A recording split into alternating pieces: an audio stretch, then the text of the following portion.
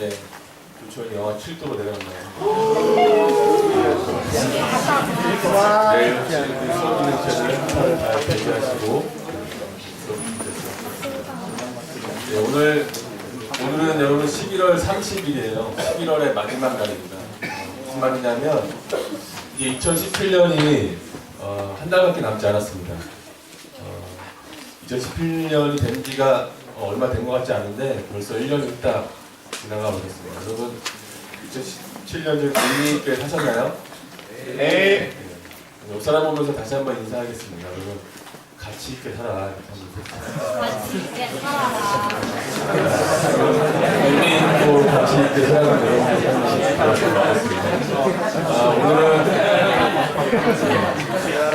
여러분 오늘은 이제 순장대학 수료식과 함께 나사렛 입단식도 있습니다. 아마 지금까지 우리 세종에서 나사렛 입단식을 작년에 보니까 금식 수련회 때 했었어요. 그래서 제가 이제 작년에 하는 걸 보면서 좀 안타까웠습니다. 왜냐하면 4학년 순장님들은 우리 이제 1, 2학년 순장님들 알지 모르겠지만 4학년 순장님들은 그래도 지금까지 우리 공동체에 있으면서 4년 동안 훈련을 잘 받고 사회로 파송하는 마지막 시간인데 너무 그냥 이렇게 볼품없이 보내는 게 너무 안타까워 보였어요. 그래서 올해는 제가 이제 마음을 하면서 좀 잘 보내야겠다, 그리고 좀 멋있게 보내주고 싶다 이렇게 하는 생각이 있었어요. 그래서 다른 거 못하더라도 나사렛으로서의 임명장을 좀 주고 또 나사렛으로서의 좀 본인도 좀 결단하고 다짐하는 시간이 됐으면 좋겠고, 특별히 그래서 오늘 나사렛 회장님이 좀 내려오고 계세요. 나사렛 순장님한테 파송장을 전달해주기 위해서 지금 이제 직장을 마치고 서울에서 좀 내려오고 있습니다. 그래서 순장님과 함께 좀 잘 주고 선물도 좀 주고 또 그리고 또 캠퍼스 조강책 풀 때 그때 이야기는 그때 하십시오. 오늘은 파송장하고 임명만 하겠습니다. 여러분 4학년 마지막 이제 캠퍼스 책 풀 때마다 한마디씩 하는데 오늘 이제 캠퍼스 조강하면서 캠퍼스 때 마무리하면 될 것 같습니다. 그래서 4학년 순장들 좀 파송하는 시간이 있습니다. 그리고 이제 순장대학도 어쩌면 이제 제가 오면서 새롭게 좀 시도를 했는데요. 특별히 성경 통독이 있었죠, 그죠? 네. 성경 통독을 하면서 제가 순장대학 오리엔테이션 때 저에게 장학금을 주겠다고 약속을 했습니다. 근데 성경 통독한 사람이 어제 확인이 됐는데 3명을 했어요, 3명. 3명은 진짜에게는 모르겠어요. 여러분들에게 거액일 거라 생각을 하고 어쨌든 좀 여러분들에게 전달을 해드리도록 하겠습니다. 여러분들이 순장대학을 수료했든 수료하지 못했든 어쨌든 하나님 앞에서의 최선의 훈련이 여러분들을 그래도 조금이라도 성장시켰으리라 생각이 되어지고, 성경을 신약을 읽으려고 하는 그 발버둥이 아마 여러분들이 하나님 보시기를 기뻐하지 않았을까 생각이 되어지지만, 그래도 남아있는 한 달 동안 여러분들 성경을 좀 읽으면서 하나님을 좀 더 알아갔으면 좋겠습니다. 네, 오늘 말씀을 좀 같이 한번 보겠습니다. 여러분들 질문을 한번 드리고 싶은데요.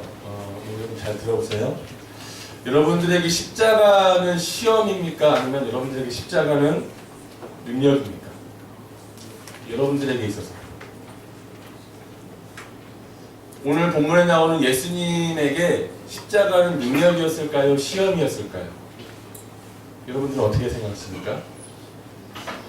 오늘 바로 이 근본적인 문제가 제기된 것은 예수님이 공생활을 시작하기 전 광야에서 일어난 사건입니다. 아마도 이 질문은 어쩌면 이제 순장의 삶을 시작하려고 하는, 아직 시작도 안 했지만 시작하려고 하는 우리 1학년들에게, 아니면 이제 순장의 캠퍼스에서 삶을 마무리하고 사회로 나가는 우리 4학년 순장님들에게도 가장 근본적인 질문이 될 거라는 생각이 되어집니다. 저와 여러분들이 실제 삶 속에서 십자가를 묵상하고 절제하는 일들이 우리에게 시험이 될 때가 있고, 때로는 우리에게 능력 있는 삶으로 인도할 때가 있어요.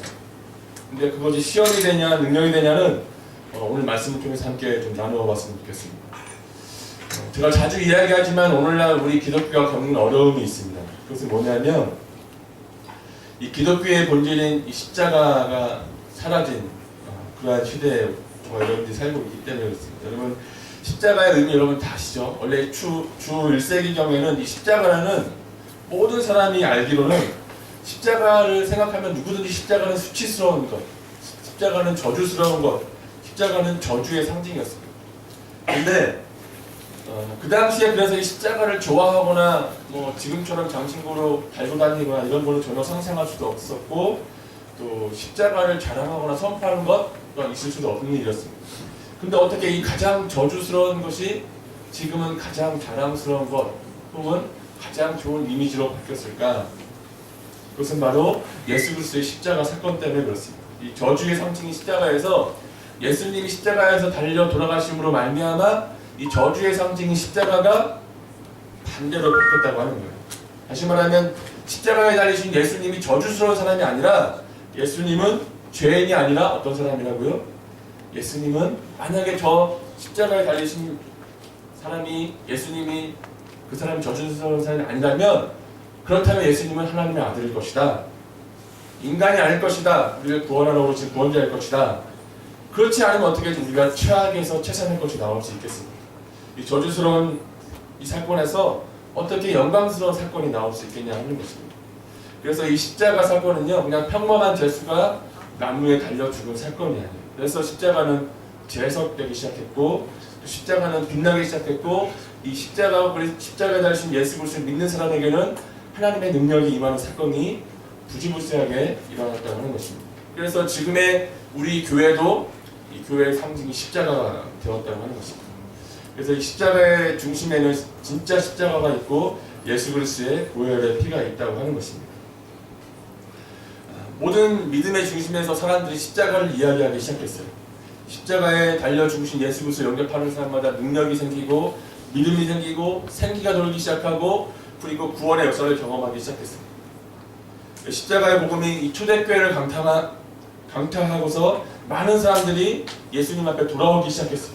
그리고 시간이 계속해서 흘러가면서 중세 시대에 와서는 이제 이 신앙이라는 것이, 이 종교라는 것이 제도화되고 그리고 낡아지고 또 시간이 가게 되면서 모든 이것의 십자가가 적용되기 시작했어요. 그래서 옛날 고대 건물에 보면 고대 건물도 십자가고 강당 모양도 십자가고 무덤도 십자가고 비석도 십자가고 모든 것이 다 십자가인데 진짜 십자가의 의미가 사라져버렸다고 하는 것입니다. 그래서 이 십자가의 의미가, 십자가의 능력이 가장 땅에 떨어졌을 때 일어났던 그 사건이 무엇이냐면 바로 종교개혁 사건입니다. 마틴 루터가 이 종교개혁의 초점은 하나예요. 뭐예요? 다시 본질로, 다시 기초로, 다시 처음으로 돌아가자고 하는 거예요. 이제 십자가의 본질과 핵심이 없어진 그 시대에 다시 십자가의 본질과 십자가의 가치 있는 그 삶으로 돌아가자고 하는 것입니다. 근데 오늘날에 다시금 이것이 필요한 시대가 되었습니다. 십자가는 너무나 많이 있는 시대가 되었지만 십자가의 이름은 오히려 더럽혀지는 그런 시대가 되었고 사람들이 교회를 볼 때마다 오히려 교회를 걱정해주는 시대가 되어져 버렸다고 하는 것입니다. 그냥 겉모양만 하나가 남아있고 형식만 남아있고 제도만 남아있고 그리스도를 믿는 모든 그리스도인들은 형식과 이 제도에 빠져서 삶은 없어진 채 오히려 종교인이 되어져 버린 시대가 되어졌다고 하는 것입니다. 이 사회 가운데 기독교가 그리스도인들이 영향력이 없는 시대가 되어졌습니다.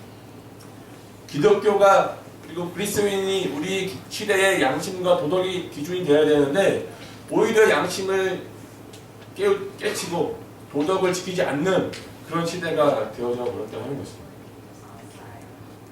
우리가 신앙을 이야기할 때는 모든 것을 이야기하기 이전에 먼저 그리스도의 이 십자가를 이야기해야 해요. 십자가에 돌려 들어가신 예수 그리스도, 그분의 십자가 없는 능력, 십자가 없는 구원, 은사, 기적, 그리고 선교, 모든 것 화려하지만 내용이 들어가 보면 내용이 없습니다. 이 복음 중의 복음의 핵심 중의 핵심은 십자가라는 것을 우리가 분명히 알아야 되는 거예요. 십자가를 통해서 얻어지는 죄의 용서, 그리고 죄에서의 승리, 이런 것이 저와 여러분들은 끊임없이 매일의 삶 가운데서 이 십자가의 능력이 나타나야 한다고 하는 것입니다. 저와 여러분들이 이 몸담고 있는 이 공동체는요, 또 사역을 하기 위한 공동체가 아니라 정말 하나님과 개인적인 관계의 회복을 통해서 그리스도인으로서의 삶을 살아가고 그것을 통해서 하나님께 영광이 되어진 삶으로 살아가기 위해서 저와 여러분들 간의 공동체가 있는 것이에요. 근데 만약에 이 하나님과 나와의 개인적인 관계가 무너지기 시작하면 모든 것이 잘 되는 것 같아도, 사람이 많은 것 같아도 뿌리 없는 나무 같습니다. 기초가 없는 것 같아요. 십자가가 바로 그 기초라고 하는 것이에요. 여러분 한번 생각해 보세요. 여러분들의 기도에 십자가의 복음이 있습니까? 여러분들의 승모임 가운데 십자가의 복음이 있습니까? 여러분들이 드려지는 매 주일 예배 가운데, 또 매 시간, 매 순간 드려지는 신앙의 고백 가운데 십자가의 복음이 정말 마음 가운데 충만하게 일어나고 있습니까? 십자가가 다시 한번 여러분들의 마음 가운데 전달되어지고 그것이 살아있을 때 좀 십자가의 능력을 경험할 수 있는 거예요. 초대교회에도 이런 십자가는 있지만 십자가의 능력을 잃어버린 교회가 많았습니다. 그 교회들도 예수 그리스도를 믿었어요. 성령도 받았어요. 비전도 있어요. 교회도 생겼어요. 담임 목사가 사도 바울이고 수많은 성도들이 다 예수님을 보았던 사람들이고 예수님의 제자들이 다 성도예요. 그런 사람들이 모인 교회인데도 불구하고 교회에 싸움이 일어나고 분열이 일어나고, 무슨 말입니까? 십자가의 복음, 십자가의 핵심을 잃어버렸다고 하는 것입니다. 저와 여러분들의 가치는 이 십자가의 복음이라는 걸 꼭 기억하십시오. 십자가 없는 성령, 잘못된 것입니다. 감정적일 수 있습니다. 기적 자체가 중요한 것이 아닙니다. 기적은 보이는 것에 불과해요. 본질이 아니에요. 그래서 여러분, 생명력 없는 것은 생명을 낳을 수 없습니다. 무정란이 생명을 잉태할 수 없죠. 유정란만 생명을 잉태할 수 있어요. 다시 말하면 예수 그리스도의 십자가의 복음이 없는 그 사람은 어쩌면 그 삶 가운데 복음의 열매를 맺을 수 있는 그러한 열매가 없다고 하는 것입니다. 여러분들 이 십자가의 복음이 여러분들이 삶의 피와 살이 되었는가? 여러분들이 불러야 할 노래가 과연 십자가의 복음인가? 여러분들의 비전이 십자가가 되었는가? 여러분들이 외쳐야 할 고백이 바로 이 십자가의 복음이 되었는가? 우리가 다시 한번 고민해보고 생각해봐야 할 것입니다. 그리고 십자가란 구체적으로 이야기하면 십자가에 달리신 예수 그리스도를 이야기합니다. 십자가 자체는 저주스러운 것이었지만 십자가에 못 박히신 예수는 영광스러운 것입니다. 십자가는 부끄러운 것이었지만 십자가에 달리신 예수 그리스도는 저와 여러분을 구원해 주셨기 때문에 자랑스러운 것이고 기쁜 소식이고 우리에게 능력이 되는 것입니다. 이것이 십자가의 능력이고 십자가의 지혜. 그래서 이 십자가의 지혜는 하나님의 말씀을 통해서만 알아갈 수 있습니다. 근데 오늘 본문에 보면 이 십자가에 달리신 예수 그리스도가 십자가에 달리기 전보다 훨씬 전인 아예 공생애를 시작하기 전에 예수님이 시험을 받는 장면이 나옵니다. 근데 우리가 이 장면을 통해서 우리를 묵상하고 생각하게 하는 아주 중요한 포인트가 있습니다. 여러분 1, 2절을 여러분 우리 다시 한번 읽어볼까요? 본문 4장 1, 2절 읽겠습니다. 시작. 그때 예수께서 성령에게 이끌려 마귀에게 시험을 받으러 광야로 가사 40일을 하나로 만직한 후에 이르시니라. 여러분 보면 첫 번째는 예수님께서 시험을 받으신 것이 하나님의 섭리 가운데 있었다는 것입니다. 여러분 예수님이 시험을 받으신 그 시점이 언제냐면 예수님이 기도 중에 기도가 40일의 금식 기도가 마친 다음에 찾아왔다는 것입니다. 그리고 예수님은 제자들에게 자신이 고난을 당하고 십자가에 달리실 거라고 말씀하셨습니다. 근데 오늘 이 광야에서의 시험 역시 어떤 것이었냐면 예수님께서 사역하실 준비를 끝내고 기도까지 마친 다음에 마귀에게 시험을 받으러 갔다는 사실이에요. 우리가 주님의 십자가상의 이 고난을 묵상하는 것은 우리가 우리의 사명을 가지고 하나님은 나라를 향해서 가는 도중에 필연적으로 찾아오는 것이라고 하는 것입니다. 그리고 필연적으로 우리는 이것을 묵상해야 된다고 하는 거예요. 예수님께서 성령에 이끌려서 마귀에게 시험을 당하셨다는 것이 과연 어떤 의미일까? 여러분 우리가 이 시험을 통해서 예수님 받은 시험을 통해서 성경은 예수님이 고난을 당해야 하는 이유가 무엇인지 예수님의 사역이 무엇인지를 아주 분명하게 증거하고 있습니다. 우리가 정말 받아들이기 어려운 사실 중에 하나가 뭐냐면 마귀가 여기 여러분 성경을 1, 2절 다시 한번 잘 보세요. 눌러보시면 마귀가 하나님의 도구로 사용되었다는 겁니다. 마귀의 시험이 마귀가 주도해서 마귀에 의해서 일어나는 것이 아니라 성령의 이끌리심에 의해서 이 사건이 일어났다고 하는 것입니다. 근데 사실 우리가 이 부분을 인정할 때 우리의 삶에 정말 이해하기 힘든 사건들이 많이 풀릴 수 있어요. 우리가 은혜를 받고 성령의 인도하심을 받고 우리가 이제 우리의 삶에 펼쳐질 삶을 기대하고 힘차게 앞으로 나가려고 할 때 우리는 이렇게 생각할 때, 내가 섰다 생각했을 때, 내가 성공한다 했을 때 이렇게 생각하죠. 그래, 내 인생의 고난은 이제 끝났어. 내 인생에는 이제 시온의 대로가 열리게 될 거야. 그렇게 생각하면서 한 발짝 딱 내딛었는데 그때 고난이 오히려 더 찾아오게 되고 더 큰 고난이 우리를 넘어뜨리게 하는 것을 보게 되었습니다. 이것은 참 우리를, 저와 여러분들 혼란스럽게 하는 사건입니다. 내가 은혜도 체험했어요. 그리고 하나님의 은혜도 체험하고 결단도 하고, 그리고 내가 하나님 앞에 기도했어요. 그리고 하나님의 음성 가운데 기도하고 드리면서 하나님의 응답을 받고 말씀 가운데 확신했어요. 근데 나에게 어려움이 찾아와요. 나에게 고난이 찾아와요. 여러분들 이런 경험 해보신 적은 없습니까? 근데 오늘 이런 광야에 예수님에게 찾아온 이 시험의 이 부분이 아주 우리에게 명확한, 명쾌한 답을 주고 있습니다. 여기 보면 성령께서 예수님을 광야의 시험으로 이끌어내셨다, 이렇게 이야기합니다. 성령의 이끌리심을 받고 살아가는 것이 여러분 헌신의, 그리고 여러분의 신앙의 대가로 승승장구하며 그렇게 살아가는 것을 의미하는 것은 아닙니다. 여러분 이해하시나요? 내가 은혜를 받고 내가 어떤 성령의 충만을 받고 그리고 내가 헌신하고 내가 어떤 신앙으로 성장했는데 그 대가가 내 삶이 승승장구하고 늘 승리하는 삶으로 하나님의 영광을 누리는 삶으로 이어진다는 것이 아니라고 하는 거예요. 예수님이 광야에서 시험을 당하지 않으셨다면 이 가장 명확한 이 예수 그리스도의 사역은 드러나지 않을 것입니다. 이 광야에서 시험을 보면 하나님이 주시는 사명이 가장 명확해지는 사건이라고 하는 것입니다. 지금 하나님 앞에 서 있는 내가 누구이며 내가 어떤 사람인가를 분명히 알게 되는 사건이라고 하는 거예요. 여러분 어쩌면 여러분들이 지금 살고 있는 신장의 삶이 그러한 시간이 될 수가 있습니다. 여러분들이 살고 있는 이 신장의 삶은 어쩌면 다른 사람들과는 조금 다른 삶이에요. 그죠? 대학에 와서 CCC라는 공동체 연결되어서 열심히 살다 보니까 순장이라는 것을 하게 되었어요. 근데 이 순장이라고 하는 그 삶이 단순히 그냥 나만을 위한 삶이 아니고 내 성숙과 나의 성장을 위해서 살아가는 삶이 아니라 누군가의 삶의 성장을 도와주고 섬겨주고 누군가의 삶을 위해서 내 시간과 물질과 시간을 내어주는 그 삶이 절대로 쉬운 삶이 아니라고 하는 거죠. 근데 어쩌면 여러분들에게 이 순장의 삶이 시험의 시간이 될 수도 있고 고난의 시간이 될 수도 있다고 하는 거죠. 성경에 보면 이러한 비슷한 일들이 여러 곳에서 많이 나옵니다. 여러분 이스라엘이 하나님의 인도하심을 따라서 출애굽을 하면서 첫 발을 내딛었을 때 그때 처음 만난 시험이 뭐였습니까? 바로 홍해 사건이었어요. 여러분 근데 그 홍해는요 이스라엘 백성들 외에 수많은 이 주변의 민족들에게 하나님의 위대하심이 어떠한 분이신가를 분명하게 알리고 선포하는 사건이 되었습니다.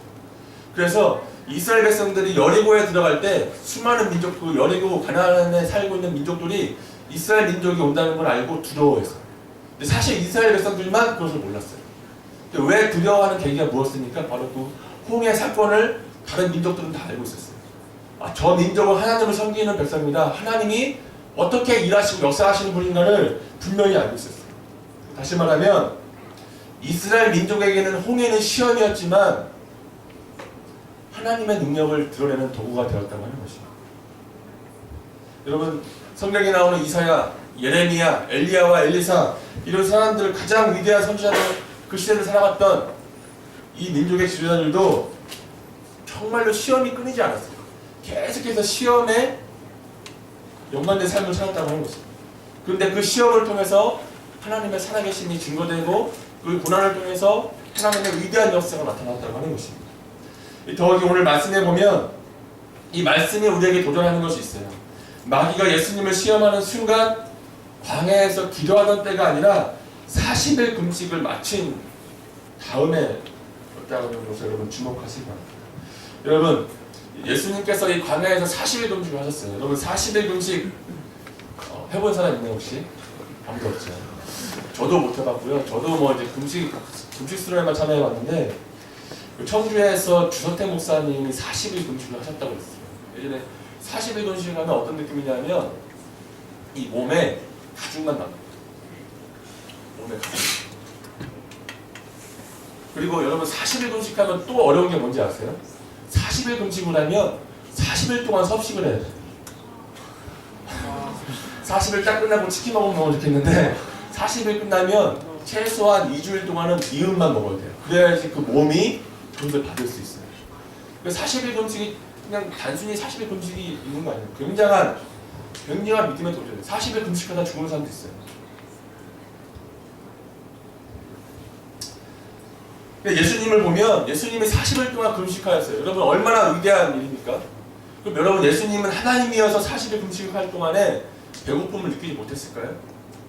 아니에요. 예수님은 철저하게 인간으로 오셨기 때문에 인간의 육체를 입고 오셨기 때문에 예수님은 철저하게 배고픔을 느꼈고 철저하게 고통도 느꼈어요. 그러니까 예수님이 지금 이 상태는 무슨 상태냐면 사실을 금식하고 인간의 고통을 이기고 승리한 그 다음에 예수님에게 시험이 찾아왔다는 거예요. 이제 어떻게 보면 예수님의 입장에서는 뭐예요? 이 아주 힘든 이 40일 금식을 사역을 마치고 이제 공생의 사역을 시작하면서 이제 영광을 취할 때 아닙니까? 근데 그때 시험이 찾아왔다는 거예요. 그리고 그 시험을 통해서 예수님이 감당하는 시험 앞에 찾아올 가장 큰 걸림돌이 무엇인지를 확인하게 하셨습니다. 그러니까 그 시험을 통해서 사단이 하나님의 대적자들에게 예수님이 감당해야 하는 것이 무엇인지를 아주 분명하게 알게 하셨다고 하는 것입니다. 그리고 시험은 저와 여러분들의 삶에 절대 끝나지 않습니다. 시험은 지속적으로 늘 매 순간, 매년마다, 혹은 매달마다, 혹은 매일마다 저와 여러분들에게 찾아온다고 하는 거예요. 근데 시험은 오히려 우리가 감당할 때 이 시험을 통해서 무엇이 가장 명확하게 드러나는지를 알게 하는 하나님의 도구라는 사실을 우리가 잊지 않았으면 좋겠습니다. 여러분 이제 예수님이 이 공생의 사역의 준비를 끝나고 하나님의 일을 하는 것, 자신의 헌신을 통해서 하나님의 영광에 드러내는 일만 남았다고 하는 그때에 하나님께서 그 사람의 삶의 기능을 분명히 알게 하고 점검하실 거라는 것입니다. 우리는 때로 우리가 너무 이 믿음의 열정에 차고 넘쳐서 그 열정이 우리의 믿음이나 하나님의 뜻보다 앞서갈 때가 있어요. 그때 하나님이 우리에게 말씀하셔요. 시험을 통해서 고난을 통해서 내가 정말 올바른 방향으로 가고 있냐? 너가 하나님의 뜻을 무엇인지 알고 그리고 그 계획이 무엇인지를 알고 지금 이 삶을 살아가고 있느냐? 그걸 점검하는 시간이 바로 반드시 여러분들의 삶 가운데 시험과 고난을 통해서 있을 거라고 하는 것입니다. 여러분 오늘 예수님에게 찾아온 구체적인 시험이 무엇입니까? 여러분 2절을 한번 보세요. 2절을 보면 그런 말씀이 있습니다. 40일을 밤낮으로 금식한 후에 줄이신대요. 이게 무슨 말이에요? 이 예수님이 광야의 이끌림을 받아 참아야 할 것, 이 기도 중에 찾아오는 모든 유혹을 이기신다는 거예요. 40일 동안. 이 광야의 시험을 이기고 너무나 힘들었고 그 결과로 말미암아 예수님이 당한 고통은 금식하고 줄인 거예요. 너무 배고픈 거예요. 그러면 여러분 40일 금식하셨으면 금식한 다음에 이제 뭐예요? 좀 그 보상을 받을 만하지 않아요? 이제 먹어도 될 만하지 않아요? 금식에 대한 보상을 받을 만한 때가 아닙니까? 마땅한 일이에요. 여러분 잘 생각해 보세요. 지금까지 예수님이 우리가 들을 때 3가지 유혹을 당하셨다고 여러분 들었습니다.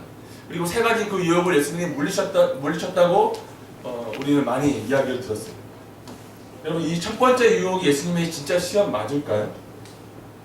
3절 여러분 한번 보세요. 시험하는 자가 예수께 나와 이르시되 내가 만일 하나님의 아들이거든 명하여 이 돌들로 떡덩이가 되게 하라. 여러분 40일 금식하는 기간이 아니에요. 여러분 이제 우리 금식 수련할 때 가면 알겠지만 금식 수련할 때 제일 힘들잖아요. 그죠? 언제가 제일 힘듭니까? 둘째 날 둘째 날 저녁이 제일 힘들잖아요. 내일도 먹을 희망이 없잖아요. 그죠? 첫째 날은 그냥 첫날 먹은 걸로, 첫날 점심으로 먹은 걸로 버티는데, 둘째 날 저녁에 가면 진짜 제일 배고파요. 근데 내일도 못 먹어요. 너무. 근데 이제 금식 수련회가 바뀌어가지고 둘째 날 저녁부터 이제 섭식을 하지 않습니까? 희망을 주기 위해서 그런지 몰라도 중요한 것은 예수님이 지금 이 돌들을 떡덩이로 바꾸게 하라. 이것은 40일 금식 중에가 아니라 금식이 끝난 다음에요. 끝난 다음에. 여러분 이 돌을 떡으로 바꿔서 먹으라는 것이 그럼 뭐가 나쁜 거예요? 저희가 그렇지 않아요. 예수님은 지금 충분히 능력이 있어요. 바꿀 능력도 있고 그리고 그런 보상을 받을 만한 그런 상황이에요. 왜? 이미 끝났기 때문에. 근데 성경은 그것을 유혹이라고 말합니다. 여러분 이해가 되시나요? 성경은 그것을 유혹이라고 얘기합니다.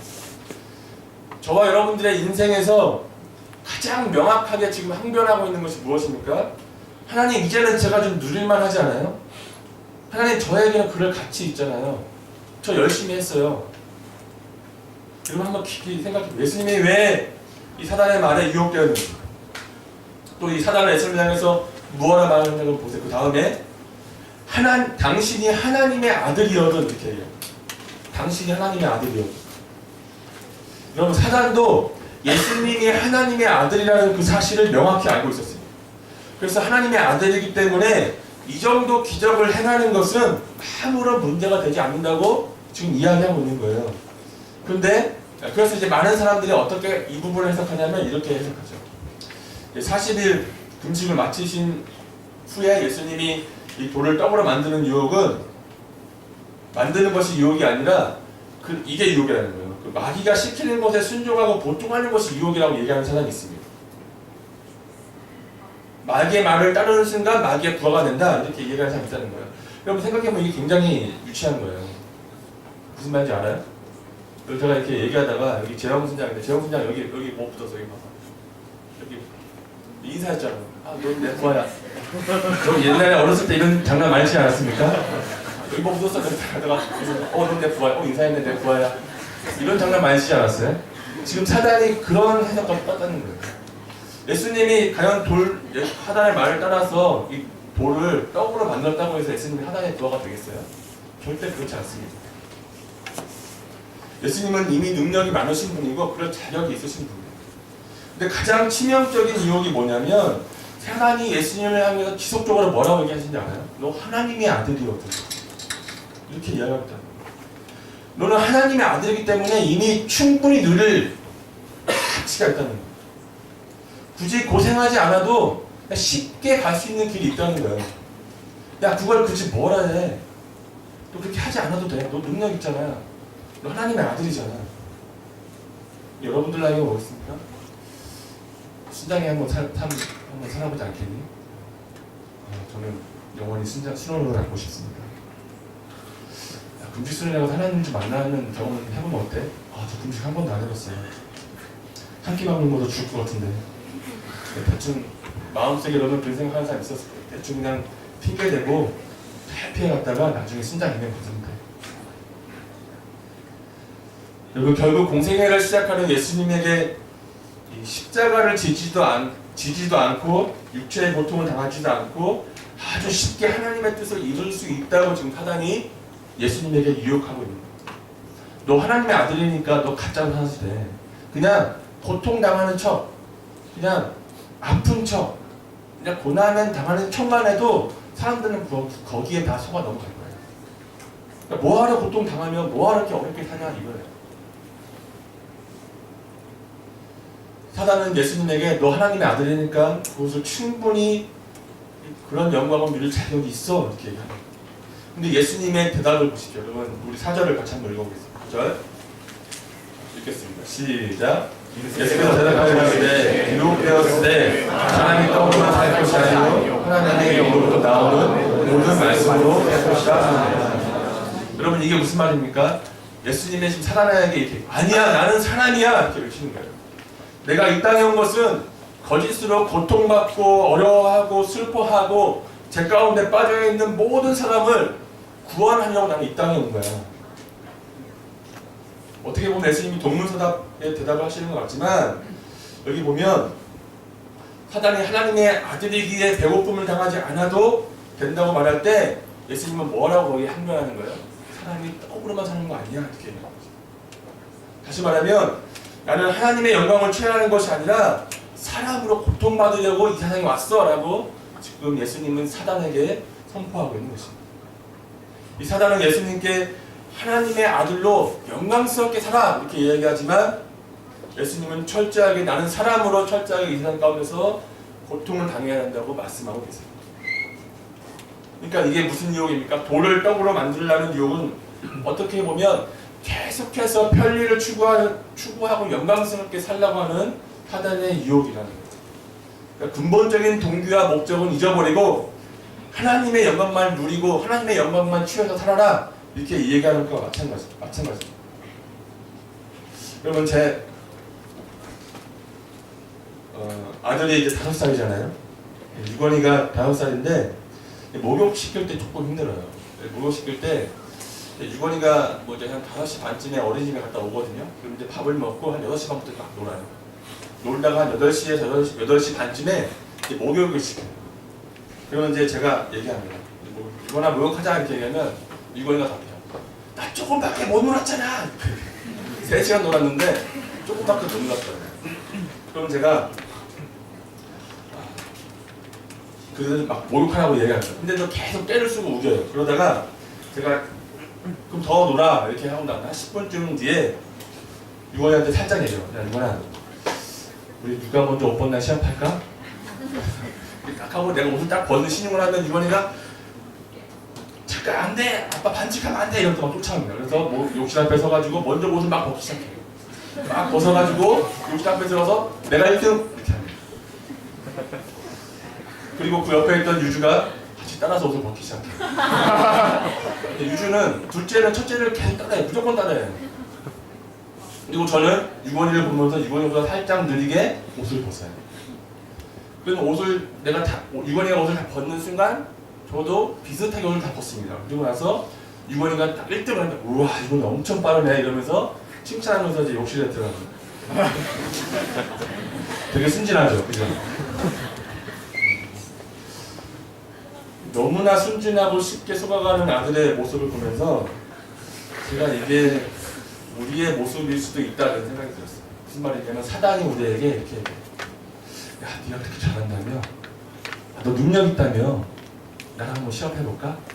준비 딱 이렇게 하고 사단이 우리의 보조를 맞춰줘요. 그러면서 서서히 유혹 가운데 제 가운데 저와 여러분들을 아무도 모르게 그냥 너무나도 자연스럽게 일상처럼 제 가운데 빠져지게 한다고 하는 거죠. 우리는 끊임없이 그거를 거부하고 사단의 유혹 가운데 아니야 그것은 하나님의 뜻이 아니야 라고 선포하고 하나님의 뜻을 선포하고 이렇게 살아가고 십자가를 지고 살아가야 되는데 사단은 우리에게 십자가 들 필요 없어. 그냥 쉽게 살아. 그거 힘들잖아. 너 하나님의 자녀야. 괜찮아. 그 정도까지 괜찮아. 사단은 저와 여러분들에게 끊임없이 우리에게 이렇게 유혹해요. 잘 들으십시오. 하나님의 아들이라며 너에게 능력 있다며 사단은 우리에게 주어진 십자가를 포기하라고 이야기합니다. 아주 집요하게 예수님을 향해서도 지금 사단은 네가 하나님의 아들이거든 이렇게 이야기하고 있습니다. 여러분 하나님이요 우리에게 이렇게 말씀하셨어요. 하나님은 저와 여러분들 가운데 이렇게 여러분들 기도 가운데 이렇게 응답하세요. 내가 너를 강하게 만들지 않겠다. 그러나 내가 너의 강함이 되어주겠다. 이것이 하나님이 저와 여러분들 향한 하나님의 응답이라고 합니다. 여러분 그 이스보아의 여우가 사자 이야기 아십니까? 여우가 사자를 데려다가 내가 이 왕국의 왕이야 이러면서 사자를 하고 대결을 벌여요. 그래서 어떻게 합니까? 사자를 데리고 다니면서 여우가 이렇게 얘기해요. 내가 만약에 나타나면 다 무서워 벌벌 떨 거야. 그러면서 사자를 데리고 다니면서 동물들 앞에 나타나요. 그러니까 이 동물들이 여우를 보고 놀라는 게 아니라 뭘 보고 놀라요? 여우 뒤에 있는 사자를 보고 놀라요. 근데 마치 이 여우는 자기가 진짜 힘이 있는 것처럼. 실제로 그 힘은 누구에게 있습니까? 사자에게 있는 것이죠. 그러니까 여러분들이 강한 것이 아니라 여러분들 뒤에 있는 여러분들과 함께 하시는 그 하나님이 강하다는 그 사실 여러분 잊지 마십시오. 만약에 그 강함의 주체가 내가 되는 순간 우리는 교만해지고 또 그 교만 때문에 우리는 쓰러지게 된다고 하는 것입니다. 그래서 여러분 이 강함이란 철저하게 하나님을 의지하는 것을 말합니다. 이 강함은 우리의 소유가 아닙니다. 강함은 하나님을 철저하게 의지하는 것이 진짜 강함이라고 하는 것입니다. 다시 한번 얘기합니다. 우리 기도의 또 우리 신앙의 문제는 내가 강해지려고 하는 것이 문제예요. 내가 강함을 소유하기 때문에 우리는 우리에게 주신 고유의 사명을 벗어버리고 타락하는 것입니다. 광야에서 예수님을 시험한 마귀가 지금 얘기합니다. 너 하나님의 일을 하려면 권력 필요해. 너 하나님의 일을 하려면 돈 필요해. 너 하나님의 일을 하려면 많은 사람 필요해. 여러분 틀린 말입니까? 하나님의 일을 하는데 권력이 필요해요. 하나님의 일을 하는데 돈이 필요해. 돈 없으면 여러분 생각할 수 있을 것 같습니까? 하나님의 일을 하려면 사람이 필요해요. 많은 사람이 필요해요. 그 사람 없으면 하나님의 일을 하기 너무 힘들어요. 실제로 그래요. 근데 사단은 그걸로 유혹해요. 진짜 필요한 것을 가지고 우리로 하여금 그것을 정당화시켜요. 아 그래, 근데 하나님의 일을 하려면 권력이 필요하니까 내가 지금 열심히 일해가지고 권력이 생기면 그때 하나님이 생기면 돼.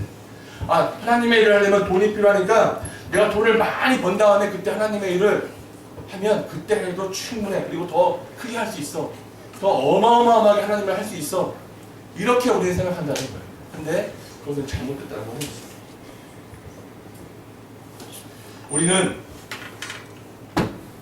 우리가 하나님 앞에 기도할 때 어떤 것이 부족하게 우리에게 응답이 되어지면 그것을 기도 응답되었다고 생각하지 않아요. 그 부족한 것을 채우는 것을 하나님의 뜻이라고 생각하지 않습니다. 다른 말로 하면 우리는 십자가의 길을 가기보다는 영광을 쫓아가려고 합니다. 사람의 영광을 쫓아가려고 하는 습성이 있습니다. 오늘날 기독교가 사람들의 입방에 오르내리고 손가락질을 당하고 무시당하고 오히려 세상에 동정받는 이 시대에 우리가 가장 명확하게 우리가 하나님의 말씀으로 도전할 수 있는 것이 무엇입니까? 우리가 이 세상 가운데서 세상의 유혹 가운데서 그 세상의 물결을 거스릴 수 있는 믿음과 용기가 필요하다고 하는 것입니다. 근데 그 용기와 믿음은 그냥 가만히 있으면 저절로 생겨나는 것이 아니라 반드시 하나님의 말씀과 하나님의 말씀으로 말미암은 그 사람의 훈련에 달려있다고 하는 것입니다. 여러분 세상 가운데 사람들은 12월이 되고 연말 연시가 되면 자연스럽게 사람들은 들뜹니다. 그죠? 크리스마스가 다가오고 기독교인들보다 더 세상 사람들이 크리스마스를 기대하고 좋아하지 않습니까? 이미 세상의 문화가 그렇게 되어져 버립니다. 정작 자기를 구하러 오신 예수 그리스도의 기쁜 탄생의 이 소식은 전혀 알지도 못한 채 크리스마스의 뜻이 전혀 알지도 못한 채 크리스마스라는 환상에 빠져서 세상의 문화가 세상을 덮쳐버리고 그것이 기독교, 교회, 그리스도인 안까지도 들어와서 그리스도인들조차도 크리스마스의 의미를 잊어버린 그런 시대, 너무나 암울한 시대가 되었다고 하는 것입니다. 여러분 이 연말연시 여러분 무엇을 하며 지내십니까? 세상 사람들처럼 누리고 파티하고 친구들 만나고 애인 만나고 그런 거 뭐 나쁘지 않습니다. 나쁘다고 할 수 없습니다. 죄가 아닐 수 있습니다. 그러나 여러분들이 도전하고 싶은 것은 이런 세대를 역행하는 사람들이 반드시 필요합니다. 역행하지 못하더라도 세상을 향해서 반대하고 하나님의 뜻을 향해서 서 있을 수 있는 그 사람이 지금 우리에게 필요합니다. 저는 여러분들이 그러한 사람이 되었으면 좋겠습니다. 여러분들이 순장의 삶을 살아가면서 하나님의 사람이라고 고백하고 선포하면서 아무런 신앙의 도전조차도 받지 않는 그 사람이라면 여러분들 신앙인이나 그리스도인이나 더구나 여기서 훈련받는 사람이라고 할 수 없어요. 저와 여러분들은 이 믿음 가운데 하나님의 사람으로 훈련받는 사람입니다. 훈련되어지고 있는 사람이에요. 근데 여러분 훈련받는데 부담이 없어요. 여러분 그게 훈련입니까?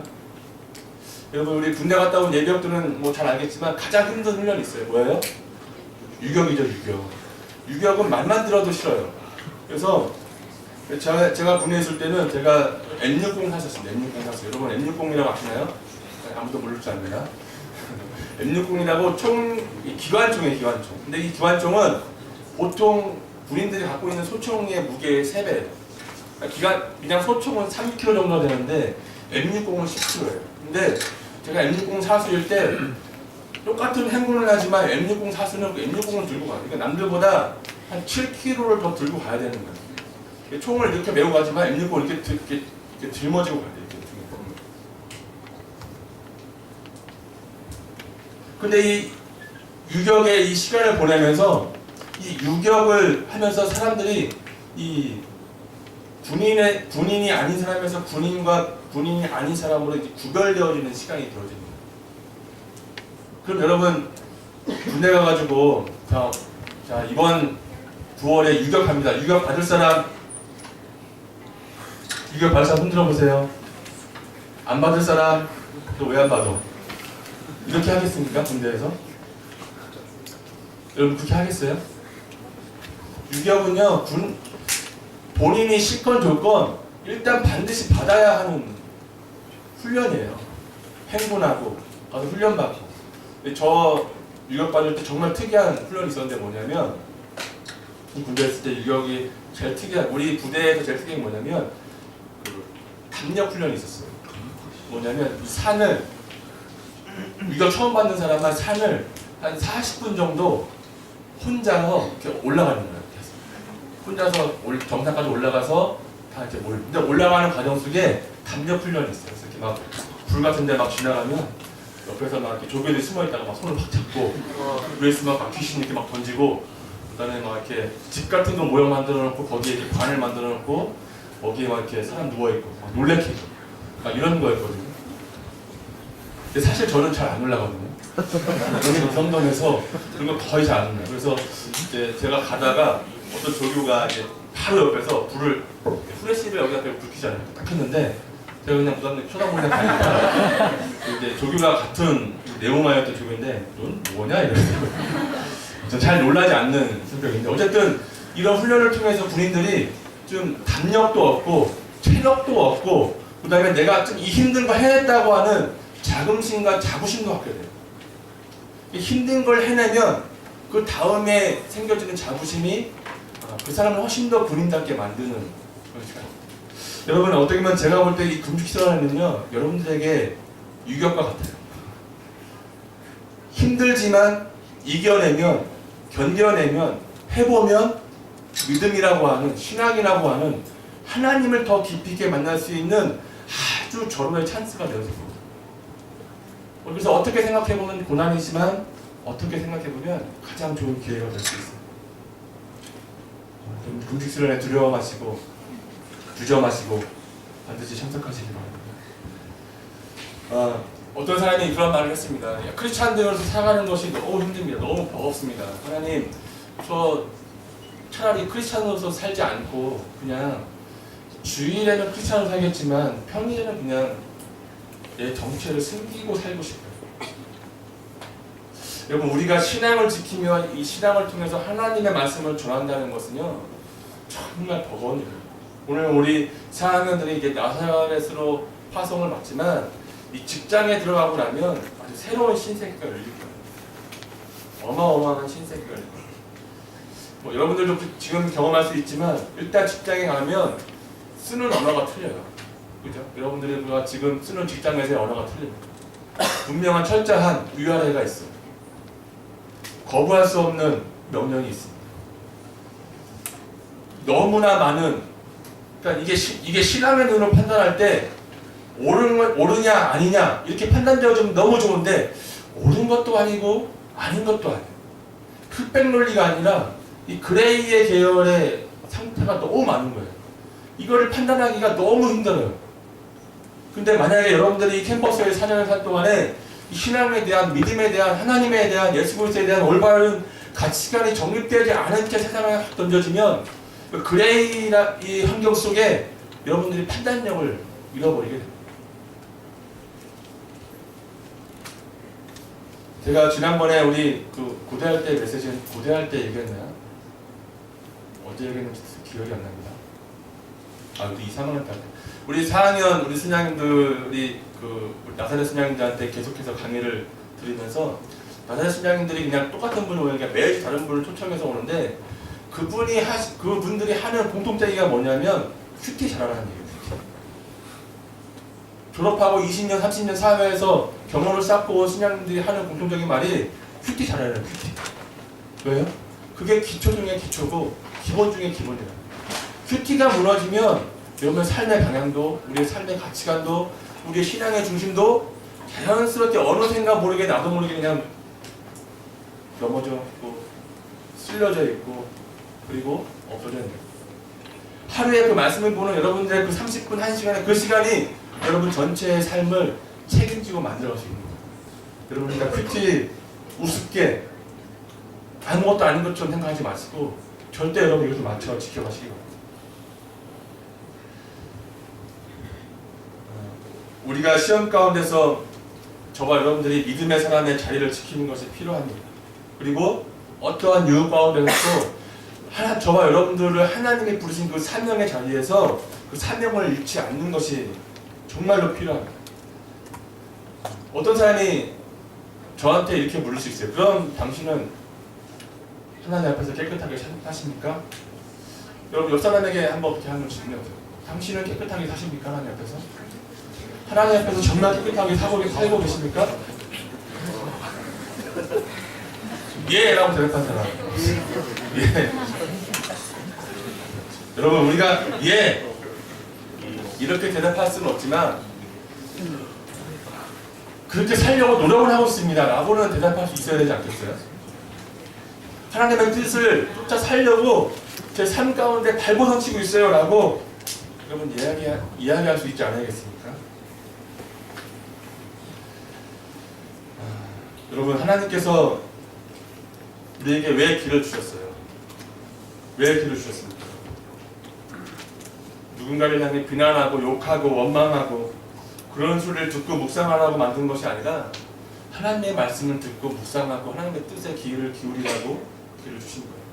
우리에게 입을 주신 것은 불평하고 욕하고 불만하고 부정적인 말을 하고 그래서 공동체의 분위기를 흐리려고 만드는 것이 아니라 하나님의 말씀을 용기 있게 선포하고 하나님이 주신 비전을 만들어 가라고 이 세상 가운데 한번 거슬러 올라가 보라고 하나님이 저와 여러분에게 입을 주신 거예요.